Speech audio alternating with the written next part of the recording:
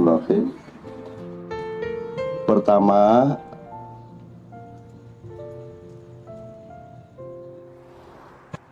hati-hati kalau berpikir ya. Kan Anda ngelihat angkot berpikir, ngelihat duren sawit berpikir, gitu? Ngelihat Batu Raja, Ogan Komering Hilir berpikir. Jadi tidak pernah tidak berpikir. Maka hati-hati berpikir, karena kalau Anda berpikir, dia mungkin akan menjadi ucapan. Jadi setelah pikiran dia menjadi ucapan. Maka tingkatkan kehati-hatiannya di dalam mengucapkan sesuatu, karena ucapan itu akan bisa menjadi tindakan atau perbuatan. Maka Anda harus meningkatkan lagi keputusan untuk bertindak sesuatu, karena tindakan itu akan menjadi kebiasaan hidup Anda. Kemudian tingkatkan lagi sampai ke tingkat 4. Tindakan hidup Anda ini karena sudah menjadi kebiasaan, maka lama-lama dia menjadi karakter hidupmu, menjadi karakter pribadimu. Sudah menjadi baku, sudah menjadi monumen. Hati-hati, jadi kalau sejak cara berpikirnya sudah salah, maka nanti hasil karakternya juga salah. Maka tingkat kehati-hatinya ditingkatkan terus. Kalau sudah jadi karaktermu, hati-hati. Dinilai kembali, diregulasi kembali, diidentifikasi kembali, dikritisi kembali karakter yang sudah terlanjur menjadi dirimu itu, karena dia akan menjadi unsur kebudayaan dan bersama-sama akan menjadi kebudayaan masyarakat. Dan kalau kebudayaan masyarakat dibiarkan tanpa kritik atas dirinya sendiri, maka dalam jangka waktu tertentu, waktu akan mengambil keputusan bahwa kebudayaan itu akan menjadi peradaban. Kalau sudah jadi peradaban, Anda tidak bisa merubahnya lagi. Demikianlah Indonesia dengan korupsinya, Indonesia dengan kecurangannya, Indonesia dengan kedengkiannya, tidak bisa dirubah lagi. Maka pisahkan dirimu dari Indonesia yang itu. Temukan dirimu. Temukan dirimu. Kamu regulasi lagi. Kamu teliti lagi benihmu, kesejatianmu. Kemudian kalau kamu mulai berhati-hati lagi mikirnya, karena sehat tidak sehat ditentukan oleh benar nggak kamu mikirnya. Misalnya kamu ngelihat kasus korupsi, kalau di sinimu tidak benar kamu ngitungnya, mikirnya, maka dia akan menjadi susunan saraf yang nyerimpeti hidupmu. Jadi ketidakbenaran berpikir itu akan membuat destruksi dan disorganisasi dari saluran dan struktur sel-sel maupun urat-urat saraf-saraf dari otakmu. Disorganisasi saraf-saraf otak akan menciptakan perintah-perintah sengaja atau tidak sengaja kepada seluruh badan. Maka seluruh badanmu itu akan mengalami ketidaksehatan pada jangka yang panjang. Kalau kekeliruan dari otak itu diterusin, dibiarkan, maka kamu akan mengalami sakit. Dan jangan khawatir, dunia tidak bertentangan dengan akhirat. Dunia bagian dari akhirat. Kalau engkau mencari akhirat, pasti dapat dunia. Tapi kalau engkau cari dunia, kamu belum tentu dapat akhirat. Kan begitu. Kalau engkau bekerja keras, engkau pasti dapat duit. Pasti dapat duit. Tapi kalau engkau cari duit, duitnya tidak sebanyak orang yang tujuannya bekerja keras. Kan begitu. Anda lihat banyak gelandangan 40 tahun di jalan, tidak jelas makannya, tidak punya tempat tinggal, tidak berteduh waktu hujan, panas juga langsung mendera dia, tapi dia sehat. Banyak ya gelandangan seperti itu. Kenapa? Karena tidak ada urusan pikiran, beres pikirannya. Sementara Anda tiap hari dipecah, nonton TV pecah, ini nonton mutilasi pecah. Sekarang mutilasi sedang dibunuh loh. Kalau tidak percaya, lihat TV. Ada kalimat pembunuhan mutilasi, jadi mutilasi sedang dibunuh. Tadi saya nonton TV One itu judulnya pembunuhan, mutilasi mesake di pateni. Jadi itu menyusun dua kata aja nggak bisa. Itu berarti ada destruksi serius di otaknya. Pasti dia tidak bisa memproduksi sesuatu yang konstruktif untuk kesehatan masyarakat yang menontonnya. Dan kalau Anda melihat itu tiap hari banyak sekali hal-hal yang memecah pikiran Anda, membuat pikiran Anda menjadi tidak tertata. Pernya hidup itu supaya tentram tadi, kalau mikirnya benar. Jadi beliau tadi dapat keputusan hijab itu, pikirannya benar dia, tapi dia belum paham. Tapi dia jelas menemukan ketentraman. Dan ketentraman itu lebih tinggi daripada job yang hilang. Tidak ada masalah. Dan itu tidak berarti jobnya akan hilang, jobnya akan bertambah. Orang salah sangka, disangka kalau mencari Tuhan tidak dapat duit. Kalau cari duit terus tidak dapat Tuhan, kan gitu. Salah sangka, dia bukan persaingan. Tuhan itu bukan saingannya uang, Tuhan itu yang punya uang. Kalau kamu cari Tuhan, kamu dapat lebih banyak uang, kan begitu ceritanya. Betul nggak? Itu cara berpikirnya. Nah, cara berpikir kita selama ini di Indonesia salah toh. Disangka Tuhan saingannya iblis, disangka Tuhan saingannya uang, disangka akhirat saingannya dunia. Saya tanya, akhirat bagian dari dunia atau dunia bagian dari akhirat? Itu juga belum tentu benar loh, nanti kalau tak kejar loh. Ada buku tadi saya diceritain oleh Ali, ada buku The Power of Now, kekuatan kekinian, kekuatan sekarang. Saya ditanya, Cak, gimana, setuju nggak sama kekuatan? Pokoknya yang penting itu sekarang.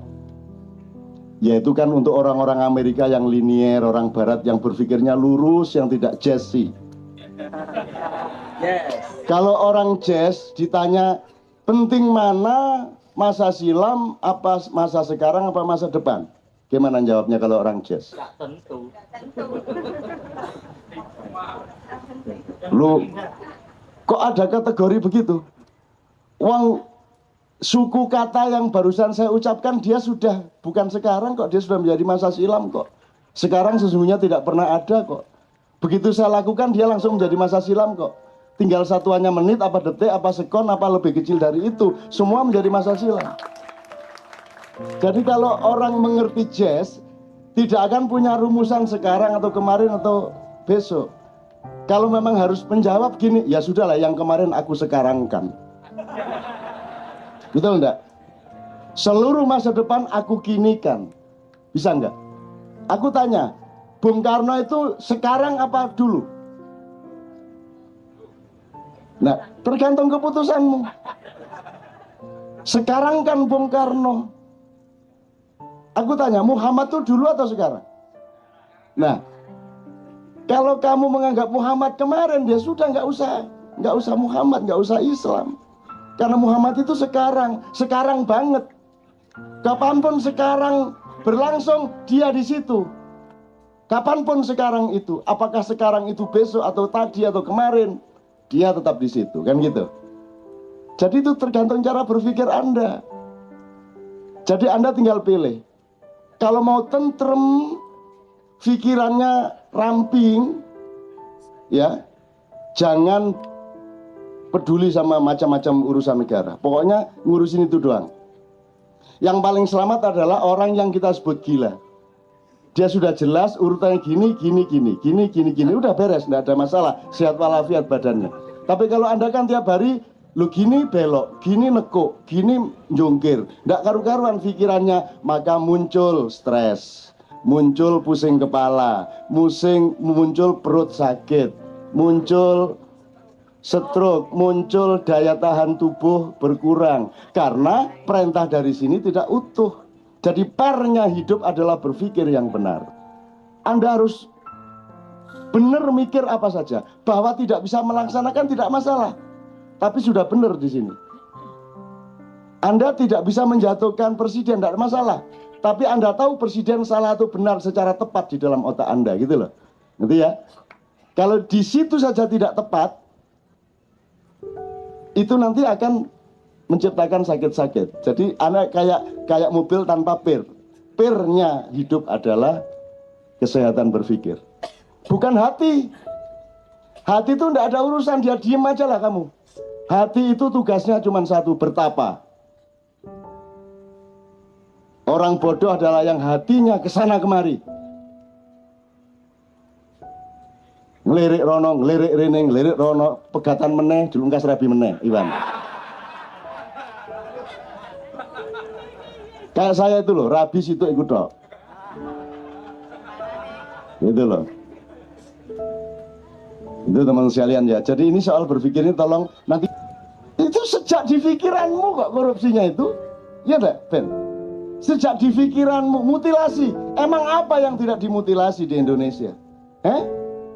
Kamu pikir jadi presiden itu benar-benar dia presiden dalam pikirannya? Benar? Presiden itu definisinya adalah di dalam dirinya penuh kepentingan rakyat. Kepentingan dirinya hampir tidak ada.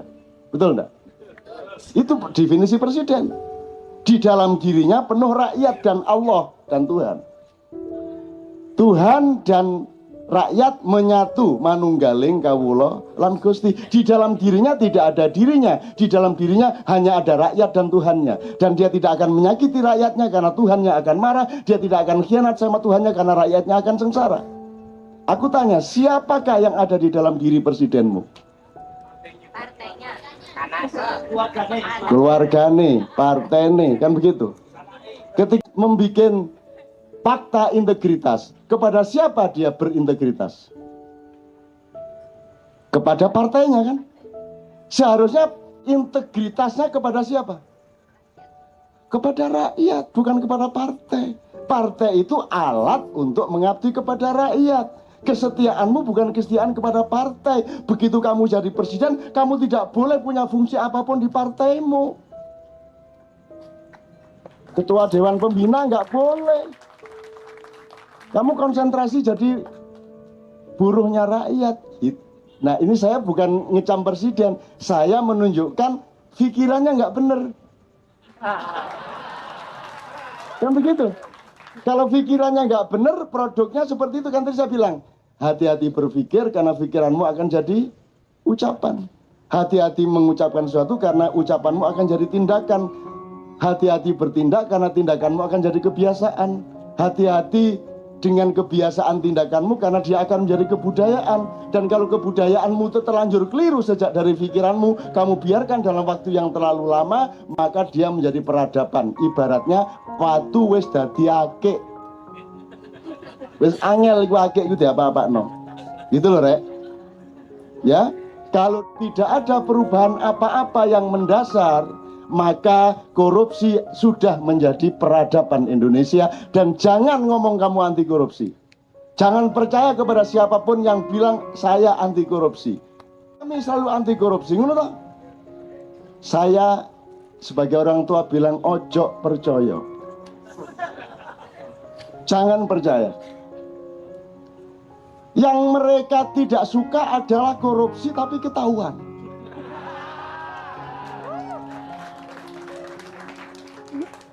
Dan mereka sedang membangun strategi bagaimana lebih canggih, lebih halus, lebih siluman agar supaya tidak mudah ketahuan. Jadi jangan percaya kalau ada anti korupsi. Ngaku saja semua seneng korupsi. Ngaku aja, seluruh Indonesia. Kecuali saya. Ini aku, ini ngarepe Gusti Allah ini. Terus Gusti Allah ngenyek, dapurmu sing kok colong apa nun? Emang lu nggak menjabat apa-apa, lu mau korupsi apa? Gitu. Tapi kan keberanian aku untuk tidak berada di tempat yang aku bisa korupsi kan lumayan. Kan semua orang kan pada ingin bertempat di situ. Kan aku tidak punya. Aku tidak mau di situ. Dari dulu aku yang ngene iki. 30 tahun yang lalu yang ngene iki celanane, yang ngene iki sandale. Ket biyen ngene gitu-gitu melulu tuh si MH. Memang cuman gitu-gitu melulu. Emang Dadang ada perkembangan lo, Dang? Lu dari dulu celananya kaosnya itu doang. Gitu ya teman-teman sekalian. Saya tidak ngomong negara, saya ngomong hati-hati berpikir. Pastikan bahwa pikiranmu itu benar. Kalau ada yang nyerimpet, cepat diurai. Kalau ada kotoran, cepat di vacuum cleaner. Ya, cepat. Sebab itu yang menentukan kesehatan Anda. Kenapa orang jazz sehat? Karena dia tidak terikat oleh kekakuan-kekakuan. Kenapa suami istri jazz pergaulannya kayak gitu tadi? Karena mereka bukan hanya pemain jazz, mereka hidup jazz. Cara bersuami istrinya jazz, nggak tahu bentuknya di ranjang, saya nggak tahu. Mesti sangat jazz. Pencolotan mumbul-mumbul.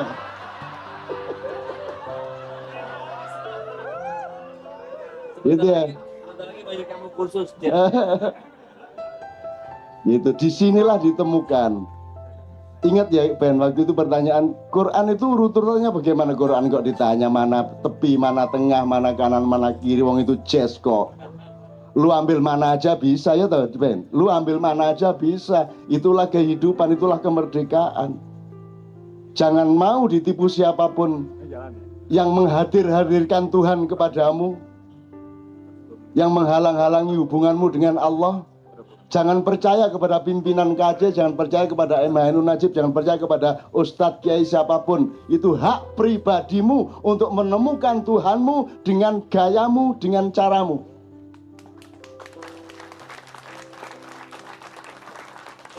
Ya tapi kan harus sholat, ya itu kan cuman bentuk cinta lah. Khusyuk itu, emang bagaimana yang disebut khusyuk itu? Sholat khusyuk itu apa harus ini?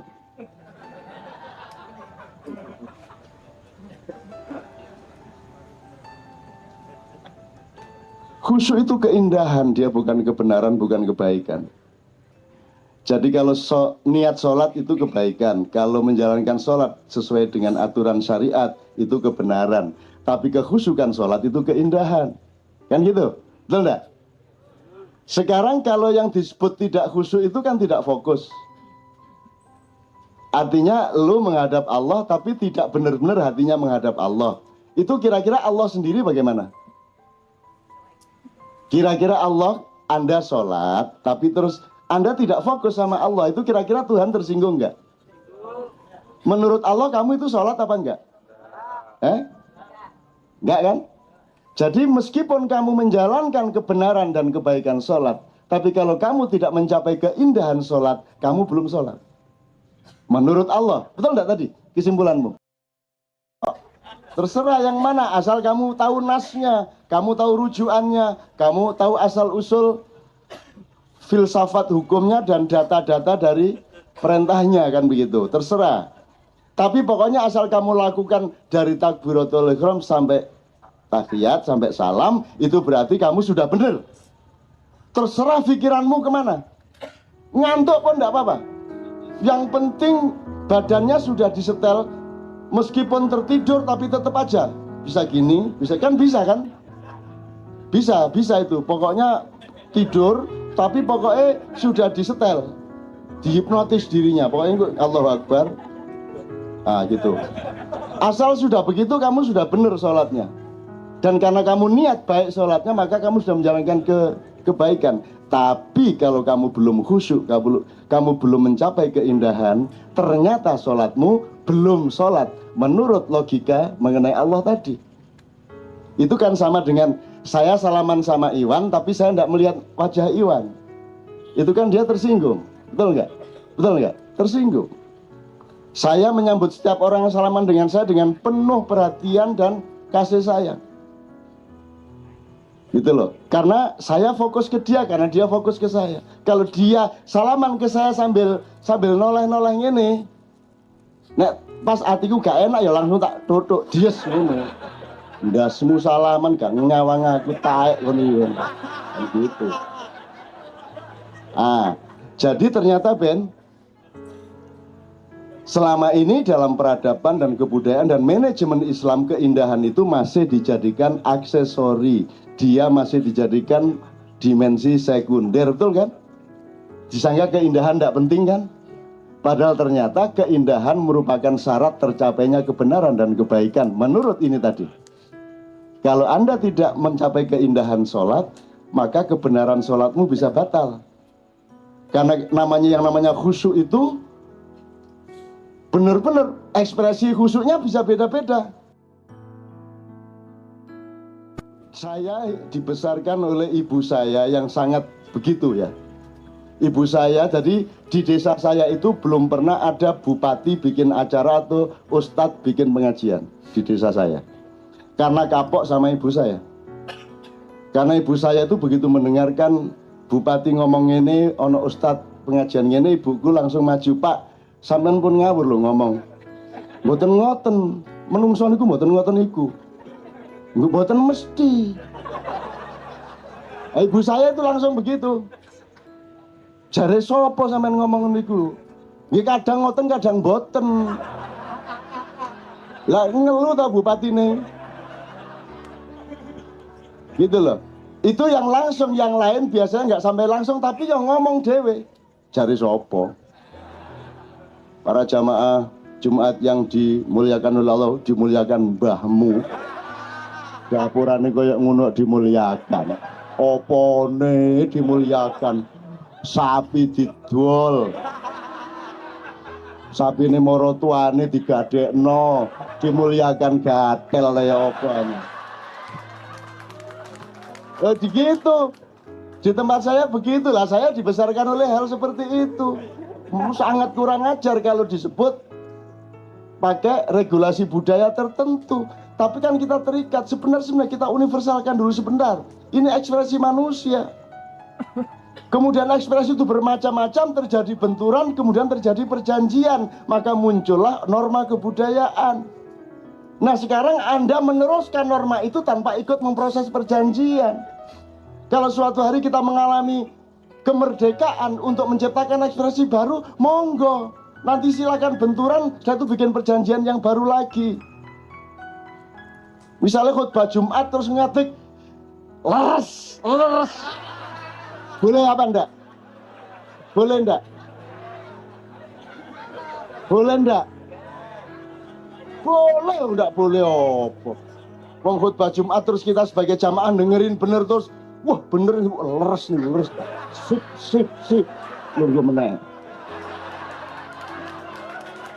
Terus jamaah sekalian ngene-ngene, nah ngoten niku karepku lho. Ngeten lho khotbah niku karepku nggih ngeten niki. Mosok liyane khotbah gatel kabeh.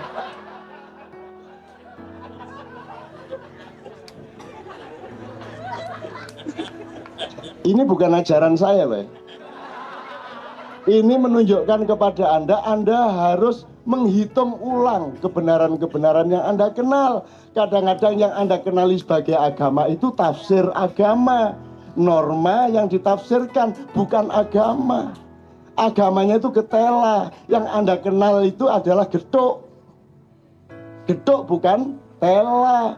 Yang Anda kenal itu mebel, meja, kursi, bukan pohon. Kamu harus temukan pohonnya supaya kamu bisa paham bahwa pohon itu bisa menjadi kursi, bisa menjadi meja. Enggak, sekarang ustadz-ustadz datang memperkenalkan gedok sebagai ketela, memperkenalkan kursi sebagai pohon. Jadi Allah didegradasikan, Allah direduksi, Allah dimutilasi. Maka terjadilah pembunuhan terhadap mutilasi di TV One. Saya kira besok pagi masih ada itu. Pembunuhan mutilasi. Terus nek lu terus takon mutilasi ku arek endi ya?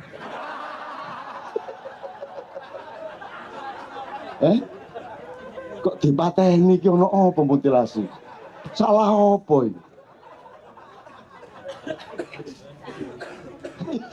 Nyenengna aku ndelok dunya tambah goblok. Nyenengna ya Allah. Ya Allah, Lindungilah aku dari kebodohan dunia dan tetap cerahkanlah pikiranku untuk mengetahui itu dan menerima itu sebagai sesuatu yang menyegarkan. Jangan sampai kebodohan dan apapun saja itu menghancurkan pikiranku, karena Engkau selalu berkata, ya Allah, afala ta'qilun afala tatafakkarun. Engkau tidak pernah menantang kepadaku, afala tas'urun. Apakah engkau merasakan? Tidak pernah Allah mengatakan begitu, tapi Allah selalu mengatakan, apakah engkau berpikir? Apakah engkau menggunakan akalmu? Kan begitu. Jadi tolong teman-teman sekalian, mulai sekarang betul-betul dimengerti fungsi ini, yang fungsi. Jadi ada bedanya otak sama pikiran sama akal. Nanti kapan-kapan dipelajari ya. Ono bedane. Bahasa Indonesia ini ngawur pol, tapi lebih ngawur bahasa Inggris. Bahasa Inggris itu mengajari kita untuk terbiasa tidak setia. Itu bahasa Inggris. Terus gak apa-apa lah. Misalnya huruf ngene iki apa? Bahasa Inggris Y. Kayak ono E karo S, macane lho kok yes? Wong tadi kan bilangnya why. Why yes? Tadi bilangnya why. Kan huruf itu dasar bunyi. Katanya why ditambah E S kudune was. Kalau kok yes? Ya napa karep sampean?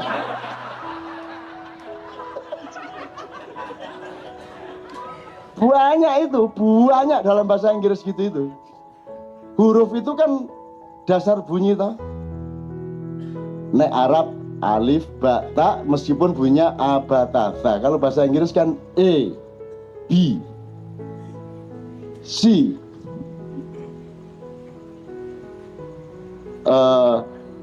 C itu ngene ya, C ya. Kayak ono A, macamnya apa? C A B L E. Lo jare C. Sabel. Sabel. Kabel. Sabel. Loh, lah iya katanya C. Setelah ditambahi A kok tadi K. Lebih itu kayak gitu.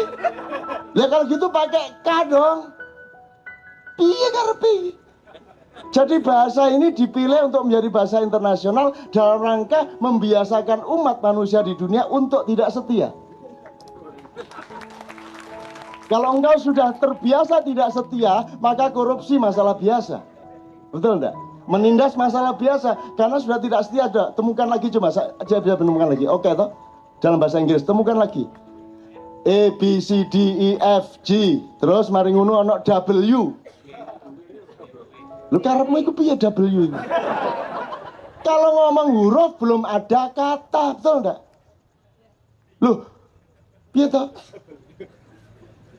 Kalau huruf itu belum kata, huruf dikumpulin baru kata. Lah kok iki ana huruf W. Iki ana double iki apa double iki? Wong niki belum jalan ngetos napa-napa kok enten W niki karepe ya napa? Iki double ta double.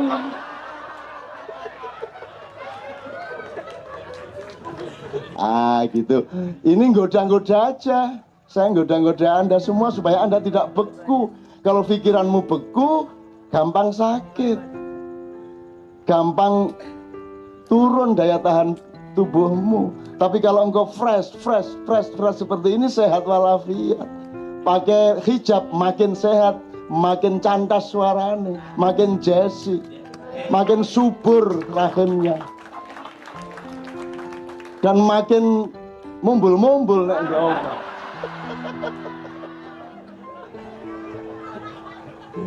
Here sama hear bacanya sama. Piye to karepe? Itu kan sangat sederhana toh. Kalau hear itu ya H I E R, hear. Gimana sih? Yang satu nulis here, macane? Yang satu nulis hear, macane? Iya tadi.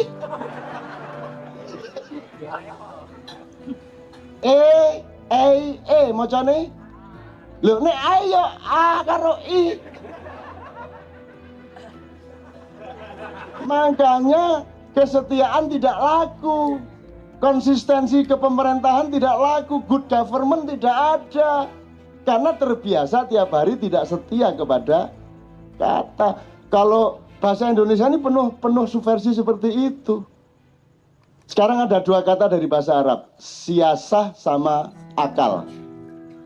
Siasat itu dari kata asyasa, itu politik peperangan. Jadi itu strategi